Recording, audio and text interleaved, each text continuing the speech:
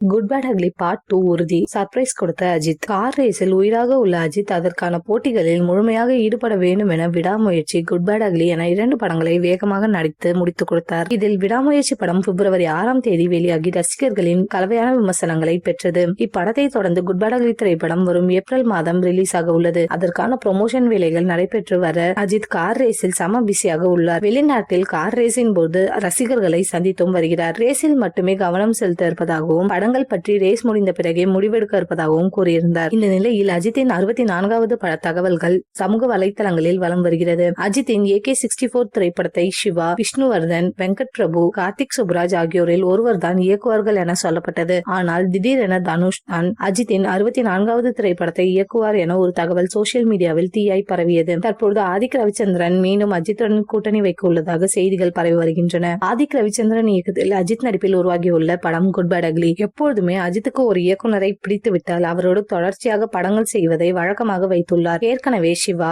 வினோத் போன்றவர்களுடன் தொடர்ந்து படங்களில் நடித்திருக்கிறார். அந்த வகையில் அவருக்கு ஆதிக் ரவிச்சந்திரனுடன் பணிபுரிந்த விதம் மிகவும் பிடித்துள்ளது. இதனால் அவரோடு இன்னொரு படம் பணிபுரிய முடிவு செய்திருக்கிறார். இதற்காக கதை விவாத பணிகளை குட் பேட் அக்லி பட வெளியீட்டுக்கு பிறகு ஆதிக் ரவிச்சந்திரன் தொடங்க உள்ளார். இதன் தயாரிப்பாளர் உள்ளிட்ட விவரங்கள் எதுவுமே முடிவாகவில்லை. முன்னதாக அஜித் ஆதிக் ரவிச்சந்திரன் கூட்டணி இணைந்து நேர்கொண்ட பார்வை படத்தில் பணிபுரிந்துள்ளது. அப்படத்தில் ஆதிக் ரவிச்சந்திரன் நடிகராக அறிமுகமானார். அந்த நட்பை முன்வைத்தே குட் பேட் அக்லி படத்தை இயக்க முடிவெடுத்துள்ளார். இந்த படம் மிகப்பெரிய வெற்றி பெற்றால் இதன் 2ஆம் பாகம் உருவாகவும் அதிக வாய்ப்புள்ளதாம். இதற்கு அஜித்தும் சம்மதம் தெரிவித்திருப்பதாகவும் சொல்லப்படுகிறது. தற்போதைய குட் பேட் அக்லி படத்தின் திரையரங்க ஒப்பந்த பணிகள் மும்முரமாக நடைபெற்று வருகின்றன. தமிழ்நாட்டில் கிட்டத்தட்ட 1000 தியேட்டர்களில் ஏப்ரல் 10ஆம் தேதி வெளியாக உள்ளது. இப்படத்திற்கு 9ஆம் தேதி இரவே பிரீமியர் காட்சிகளை நடத்த திட்டமிட்டிருக்கிறார் ராகுல்.